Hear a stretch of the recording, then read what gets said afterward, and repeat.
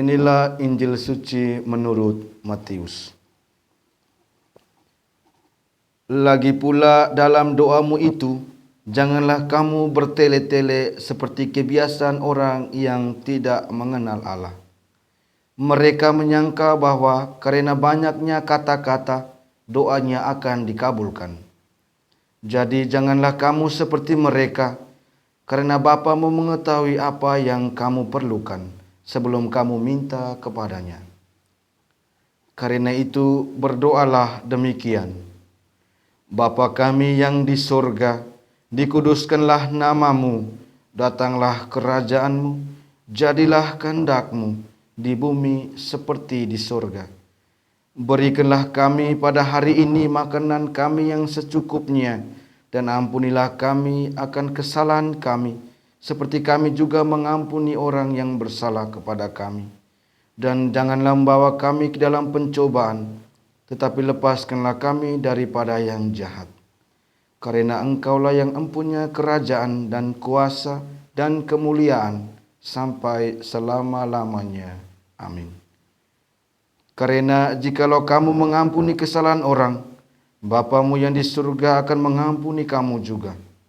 Tetapi jikalau kamu tidak mengampuni orang, Bapamu juga tidak akan mengampuni kesalahanmu.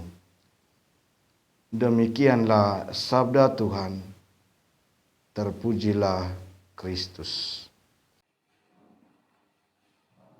Sahabat-sahabat Verbum Domini yang terkasih, Injil yang baru saja kita dengar berbicara tentang Yesus yang mengajarkan para muridnya mengenai hal berdoa.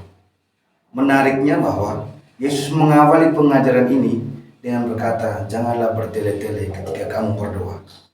Nah, pertanyaanlah, doa yang tidak bertele-tele itu seperti apa? Nah, doa itulah doa yang diajarkan Yesus pada Injil hari ini. Injil yang baru kita dengar tadi.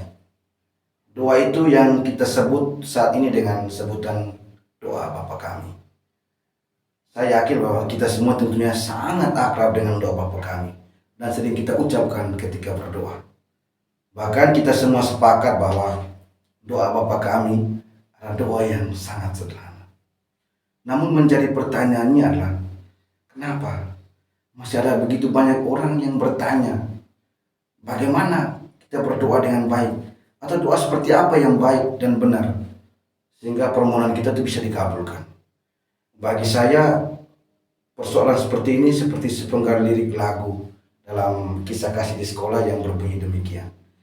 Sungguh aneh tapi nyata. Kenapa aneh?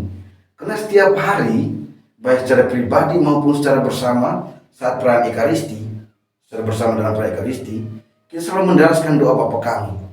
Tapi kenapa masih ada yang bertanya, doa seperti apa yang bagus dan benar? Nah, berdasarkan bacaan Injil hari ini, doa yang bagus dan benar adalah doa Bapa kami. Dan dia tidak hanya bagus, tapi berkualitas dari doa yang lain. Karena yang mengajarkannya adalah Yesus sendiri. Yesus yang kita imani. Nah, yang saya takutkan adalah doa Bapa kami yang sederhana ini, karena saking sederhananya, maka orang mendoakan dengan begitu saja, tanpa ada penghayatan, tanpa harus lebih merasa bahwa berusaha untuk memahami makna di balik doa ini. Lalu bagaimana dengan doa yang tidak dikabulkan, yang menjadi keluhan bagi banyak orang? Nah, dalam situasi ini kita perlu berkaca diri. Apakah doa yang saya ucapkan itu sudah benar-benar saya hayati dan hidupi? Karena kalau kita hanya berdoa tapi tidak dihayati dan dihidupi, maka meskipun doa Bapa kami yang adalah doa Tuhan itu sekalipun terus kita daraskan, tapi tetap menjadi sesuatu yang nihil. Kita akan tidak terima apa-apa.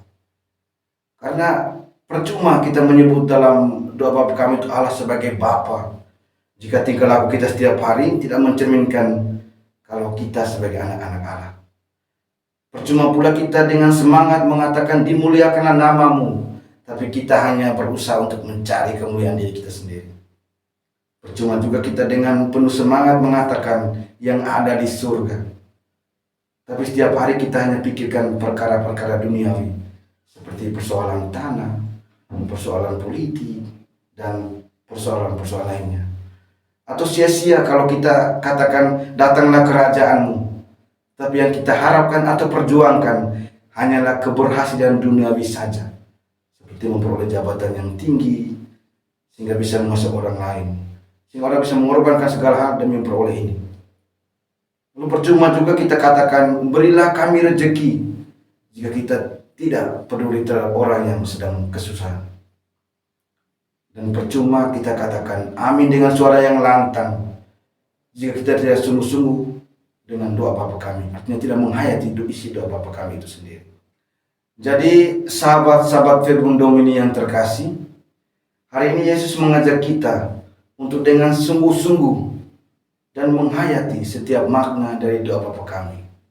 Jika selama ini kita belum dengan sungguh-sungguh menghayati dan menghidupi segala makna dan isi dari doa Bapa kami, maka di masa Prapaskah ini, sembari kita berbenah diri dalam merenungkan, sambil merenungkan misteri salib Yesus Kristus, kita juga diajak untuk lebih mendalami tentang doa yang Yesus ajarkan hari ini.